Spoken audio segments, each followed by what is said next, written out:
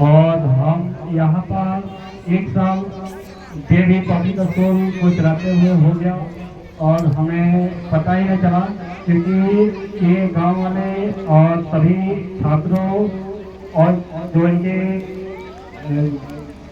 परिजन है हम लोग का बहुत ही ज़्यादा आभारी ज़्यादा सपोर्ट किए हैं, जिसका हम लोग सदा आभारी रहेंगे।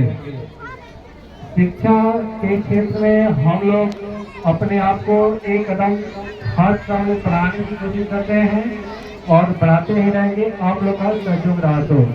ये जेबी पब्लिक स्कूल और साथ में उज्ज्वला कोचिंग सेंटर जो कि हिंदी माध्यम से चलाया जाता है, आप सब बच्चों के लिए हमेशा हर तरह से सपोर्ट करता रहेगा और मैं शिक्षा के क्षेत्र में हमेशा आगे बढ़ते रहेंगे। शिक्षा हमें जीवन में सबसे प्राथमिक होना चाहिए। कारण ये है कि शिक्षा के बिना इस दुनिया में हम आगे कभी नहीं बढ़ सकते हैं। यदि हमें अपने आप को, अपने परिवार को, अपने समाज को ऊपर की तरफ ले जाना है तो हमें शिक्षित होना ही पड़ेगा।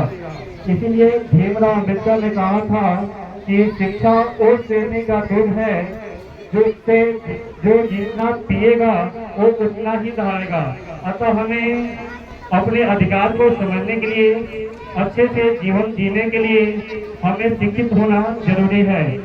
और आज हम देख रहे हैं कि हम लोग जो बच्चे हैं शिक्षा की तरफ से मुंह मोड़ रहे हैं, केवल कोई पासिंग मार्क लाना हम चाह रहे हैं और पासिंग मार्क लेकर जीवन में कुछ बनना ही नहीं चाहते हैं। हमें शिक्षित होना चाहिए अपने अधिकारों को समझने के लिए, अपने जीवन को अच्छा सुचारू रूप से चलाने के लिए।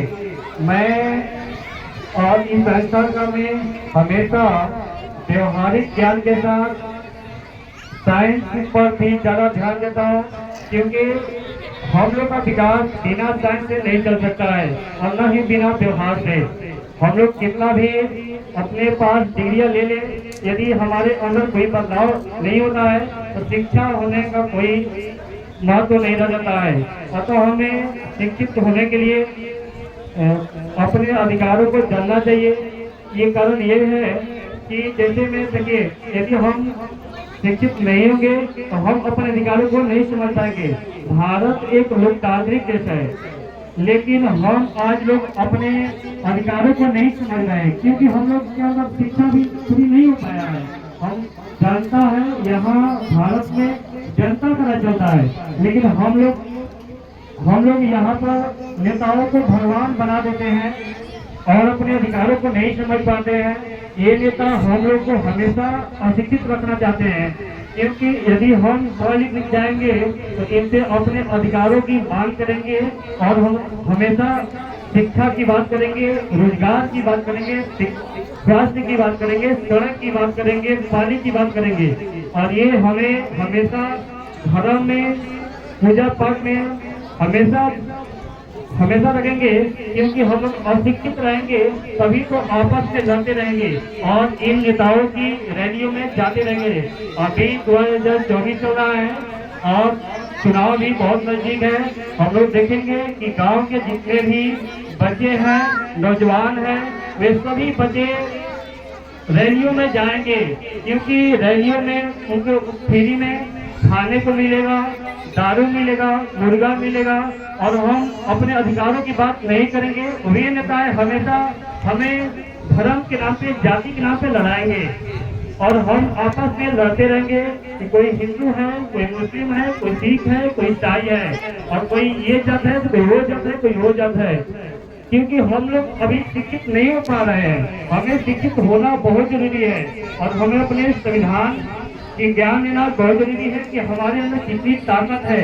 इन ताकत को जानने के लिए हमें शिक्षित होना जरूरी है और यदि हम शिक्षित नहीं हो पाएंगे तो हम ऐसे ही नेताओं के इशारे पर चलते रहेंगे और हम नीचे की ओर बढ़ते रहेंगे।